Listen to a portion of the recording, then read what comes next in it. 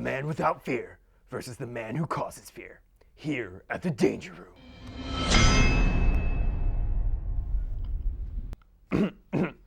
I need throat lozenges. Anyway, so here at the Danger Room, we pit two superheroes, or just people from comic books in general, against each other. Now, this week is Bruce Wayne, so that's Batman without a suit, against Daredevil without his staff.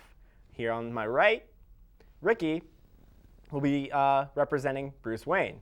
Here on my left, Jobo, as I call him, as everyone calls him, or Bane.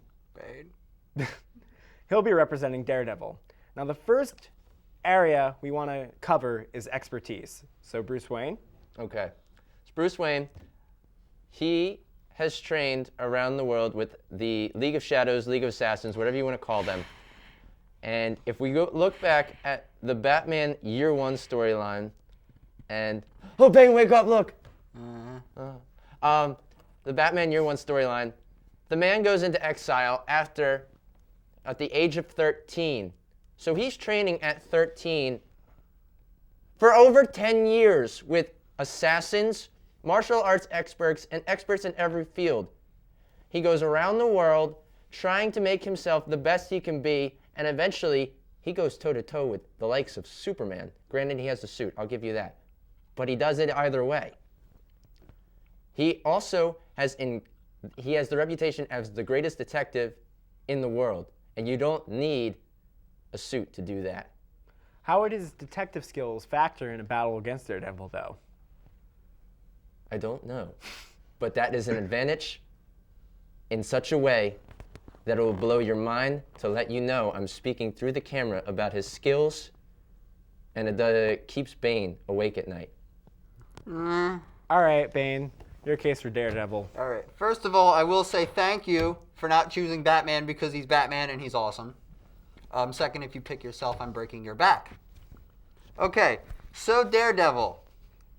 Yes, I admit he does not have as much training as Batman and all, or like the resources.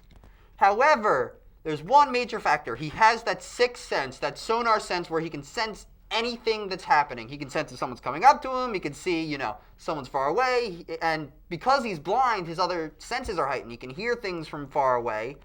And he still has the martial arts stuff. He doesn't need the bow. He's lost it like several times in battle, so he's always fighting martial artists. Bullseye, Kingpin can put up a fight, so he's got to rely on all of his martial arts skills that he's learned as a kid.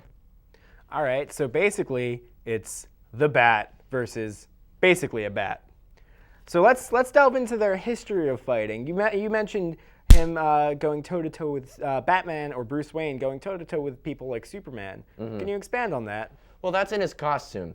And if we look at examples where he hasn't been in his costume, we talk about, even if you just look in pop culture, like the movies or video games, Batman Arkham City, Bruce Wayne is without his costume for the first 10 minutes because he chooses to be, and he walks in with the most swag I think I've ever seen a video game character carry. Except for Mario. That's true. Anyway, that's a different topic for a different day. Bruce Wayne rolls up in handcuffs and he fights 10 of Penguin's thugs, probably over 10, I don't really remember, but it's definitely Penguin's thugs, and he's in handcuffs. And he just strolls out. He's like, yeah, Alfred, can you send my suit? He's without a suit there, and he's fine. But then if you look at more recent things in comic books, like the Court of the Owls with the Talons and their assassins who can't die. They've been brought back to life. They're brought back to life using Mr. Freeze's technology, and Batman he can't kill him. And they attack Bruce Wayne in broad daylight, and he still kills one. These are elite assassins, one of the toughest villains in the world, and he stands toe-to-toe with that. All right, Daredevil. Examples where he's fought and won without his staff. Okay, like all the time.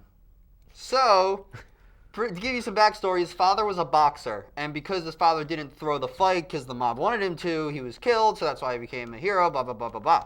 But he was taught boxing at an early age. And as he got older and more serious about stopping crime, he trained with a lot of major assassins, like the Hand, which he later was the leader of, which is an elite assassin group that spans the entire world. Also, he is constantly coming toe-to-toe with assassins and martial artists. His main love interest is Elektra. He fights Bullseye. He fights the Hand. It's just nonstop martial arts with this guy. And, some of his allies are martial artists, too. The Iron Fist is a martial artist, and, in a sense, Spider-Man is in a little way more Spider-Man is acrobatic, definitely but a martial artist. yeah, and they're good friends. And plus, as I mentioned, he was the leader of the Hand in the recent Shadowlands story arc.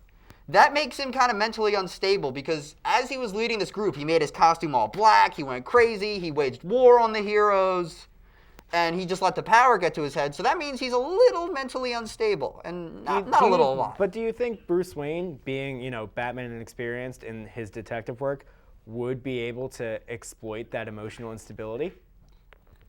Maybe.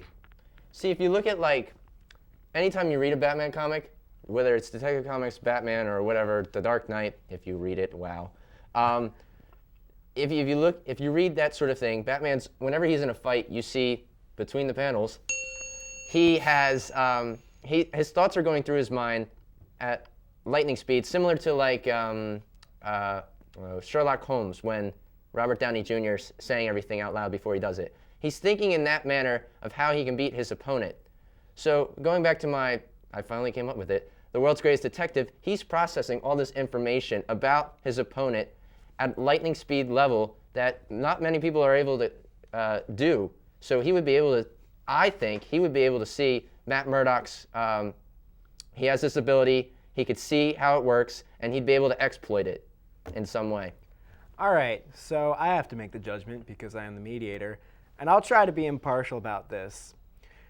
In a fist-to-fist, no technology, nothing battle between the two, I'd have to say Daredevil does have the edge. Daredevil would win because of his sixth sense, and Batman would win against Daredevil, but Bruce Wayne by himself, he doesn't have much of a chance. And in a way, I agree with you because when you look at all the pros and cons, he's faster. And so after the break, we'll hit you with Character of the week, the essential Robbie Baldwin. Beat you to it.